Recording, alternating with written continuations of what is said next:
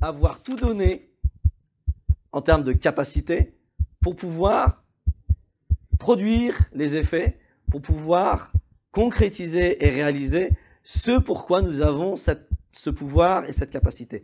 Allah, il nous met, chacun d'entre nous, dans une capacité de faire, dans une puissance de faire, c'est-à-dire qu'il nous donne les aptitudes nécessaires afin d'accomplir un certain nombre d'actions.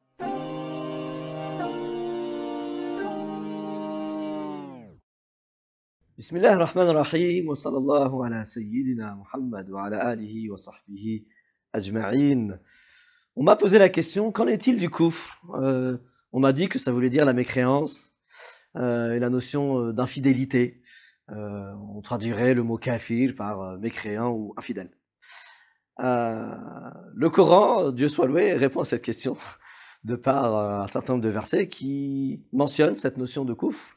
Et une autre idée qui s'oppose à la notion de kufr, qui est la notion de shukr, habituellement traduite par la gratitude ou le remerciement ou la reconnaissance. Et le verset que j'ai choisi pour illustrer le propos, c'est un verset qui concerne le prophète Sulayman dans cette anecdote, dans cet événement, en relation avec celle que l'on appelle la reine de Saba. Et il est question dans cette histoire qui est rapportée par le Coran que le trône de la reine de Saba est apparu auprès de Sulayman dans le palais de Sulayman, et ce passage coranique relaie un petit peu la réaction de Sulayman face à ce miracle. فَلَمَّا رَآهُ مُسْتَقِرًّا عِنْدَهُ قَالَ هَذَا مِنْ فَضْلِ رَبِّي لِيَبْلُوَنِي أَأَشْكُرُ أَمْ أَكْفُرُ وَمَنْ شَكَرَ فَإِنَّمَا يَشْكُرُ لِنَفْسِهِ وَمَنْ كَفَرَ فَإِنَّ رَبِّي غَنِيٌّ كَرِيمٌ. Donc il a ce réflexe de dire, le fait que ce trône apparaisse miraculeusement au sein de mon palais, min fadli rabbi, ça fait partie des grâces surplus du divin à mon égard. Alors, grâce surplus, qu'est-ce que ça veut dire? C'est une grâce, c'est un cadeau, c'est un don qui est octroyé par le divin et qui est un surplus, pas parce qu'il est en trop, mais parce qu'il est en plus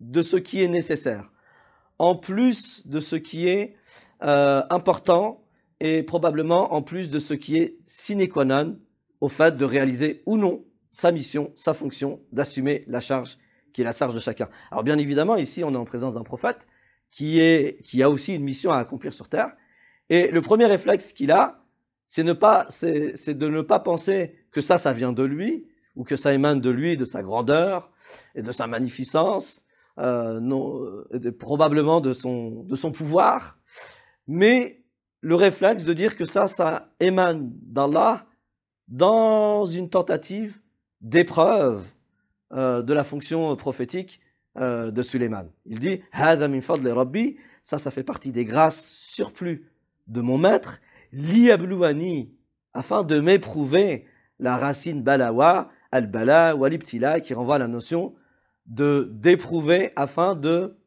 faire ressortir la preuve de quelque chose, la preuve de l'authenticité ou de la véracité ou du fait que Sulayman alayhi salam assume pleinement sa fonction et qu'il n'est pas tombé dans une forme d'imposture où il pense que les miracles qui se produisent en sa présence émanent de lui, sont la résultante de son super pouvoir. Il dit, ça c'est une grâce surplus de mon maître afin de m'éprouver à ashkuru am akfur. Est-ce que je vais faire acte de shukr ou bien est-ce que je vais faire acte de kufr? Donc là on a bien les deux notions, shukr et kufr.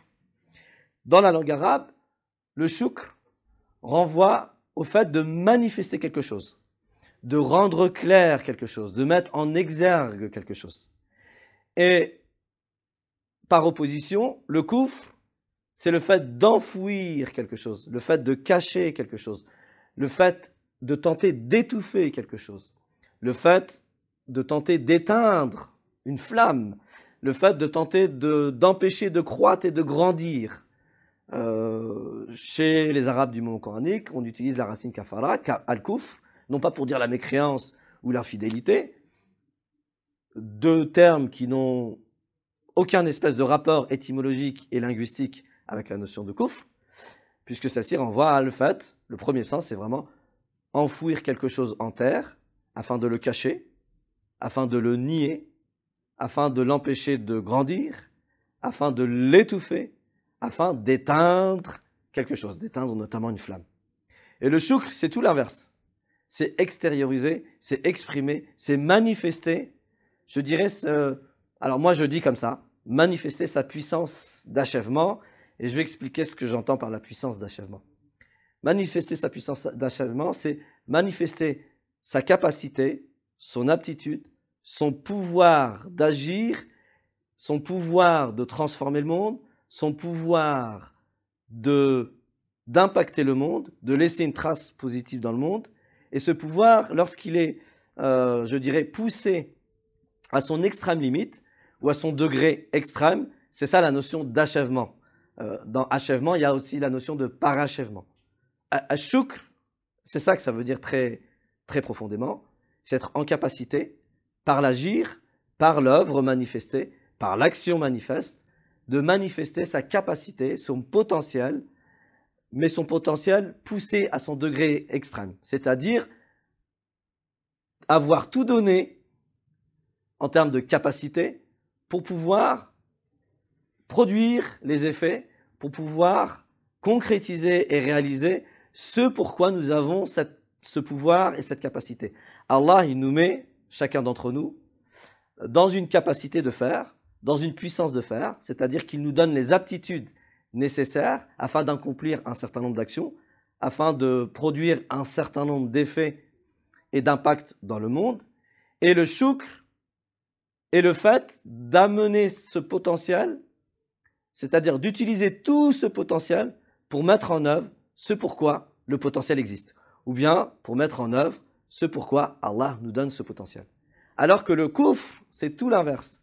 C'est tenter de mettre des couches sur ce potentiel pour l'empêcher justement de s'exprimer, pour l'empêcher de se manifester, pour l'empêcher finalement d'atteindre ce degré extrême de réalisation, d'atteindre ce degré extrême et abouti de concrétisation, de matérialisation, de réalisation de sa fonction sur Terre. Et il dit وَمَنْ شَكَرَ فَإِنَّمَا يَشْكُرُ لِنَفْسِهِ. Celui qui fait acte de shukr, il le fait d'abord pour lui-même. Souvent, on pense que la gratitude, c'est le fait de remercier Allah ou d'être reconnaissant envers Allah. Mais Allah n'a pas besoin de notre reconnaissance ou de nos remerciements. Ce que Allah veut de nous, c'est que nous mettions en œuvre de façon la plus aboutie ce qu'il nous a donné comme cadeau, comme aptitude, comme pouvoir, comme compétence, comme capacité, et le mettre au profit du monde. Et quand on le met au profit du monde, on le met à notre propre profit. فَمَنْ شَكَرَ فَإِنَّمَا يَشْكُرُ لِنَفْسِهِ. Donc le fait de manifester sa puissance d'achèvement, c'est une forme de reconnaissance de sa grandeur, et on le fait d'abord et avant tout pour nous, et aussi pour les autres.